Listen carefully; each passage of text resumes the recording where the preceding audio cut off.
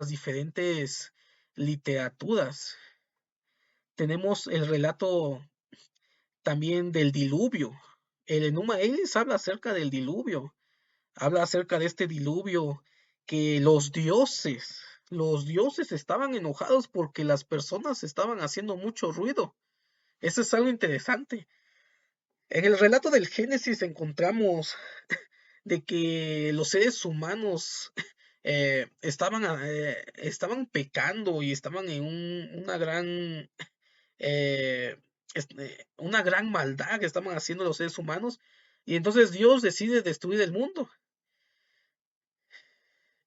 Sin embargo, en el relato del Enuma Elish encontramos otra versión donde nos narra de cómo los dioses simplemente se molestaron porque los seres humanos estaban haciendo ruido.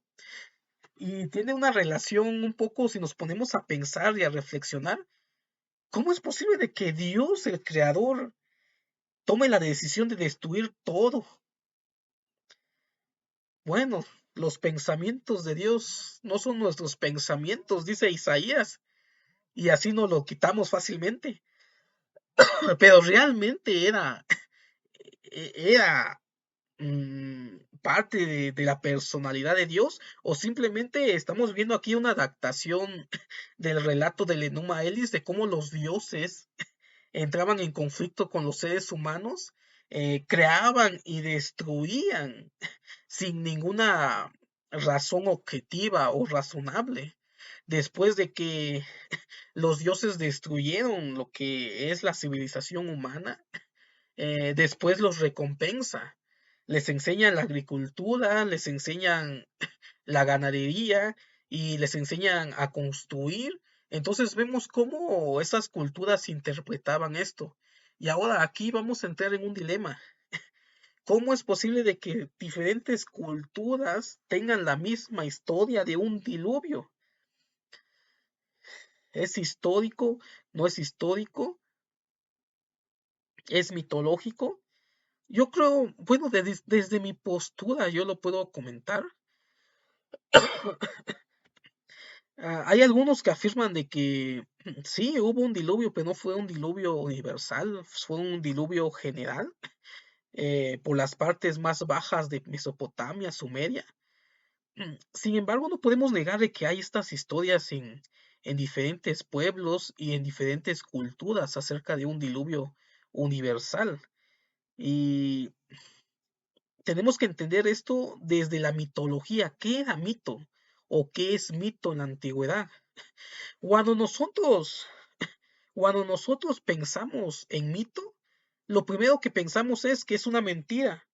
Sin embargo, para las personas de la antigüedad no era de esa forma. Un mito se elaboraba de un evento histórico, simplemente que se exageraba en cuanto al relato. Podemos decir que un mito tiene un trasfondo de verdad. No sabemos hasta qué punto de verdad tienen los mitos. Sin embargo, si existe el mito, quiere decir de que hay un trasfondo histórico, que probablemente en las palabras de estas personas lo transmitieron porque no tenían otra forma de transmitir sus ideas. No existía la ciencia. La ciencia ya es un contexto moderno. Y de hecho, la ciencia que nosotros conocemos en estos momentos, en la actualidad, en unos 500 años se puede volver mito, porque la ciencia va a avanzar más. Y lo que conozcan más adelante estas personas de ciencia, cuando se refieran al pasado de la ciencia actual que tenemos, van a pensar que eso es un mito. Entonces, el mito es una verdad para estas personas, simplemente interpretada de diferentes maneras y que probablemente tenga algo de verdad en el fondo. Lo mismo pasa con la ciencia acerca de la creación. Realmente la teoría del Big Bang se cree por fe, porque no puedes comprobarlo, no puedes replicar nuevamente una creación por medio de la teoría del Big Bang. Entonces también es una fe y también es un mito, porque hay algunos que ya están argumentando, algunos científicos que ya no se puede demostrar la creación por medio de la ciencia. La teoría del Big Bang, la teoría de la evolución. La teoría de la evolución ya es un mito. No existe, bueno, hay una discusión todavía enorme en cuanto a esto, pero no existen especies intermedias. Y mientras no se hayan descubierto especies intermedias, no puede decirse que hay una evolución como tal.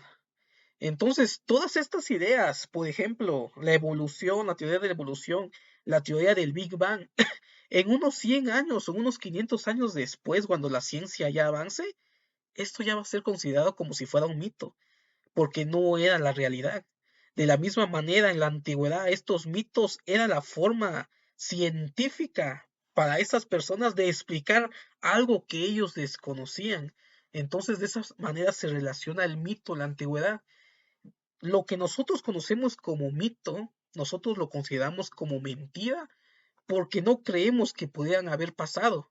Sin embargo, el hecho es que en esa antigüedad ellos trataron de expresar estas realidades mediante estas formas de leyendas, mitos y épicas que probablemente tengan un trasfondo histórico, pero que trataron de transformarlo con un mensaje teológico. La Biblia no es un libro de ciencia. La Biblia o el Antiguo Testamento es literatura antigua, el relato de la creación, y entonces lo tenemos que ver de esa manera. Entonces, eh, la clave para entender esto es tratar de conocer la literatura antigua. Tenemos la épica de Gilgamesh, tenemos la trilogía de Memphis, que está relacionado con el libro de Génesis en el siglo XIII antes de Cristo. Imagínense, desde antes ya se tenían estos conceptos.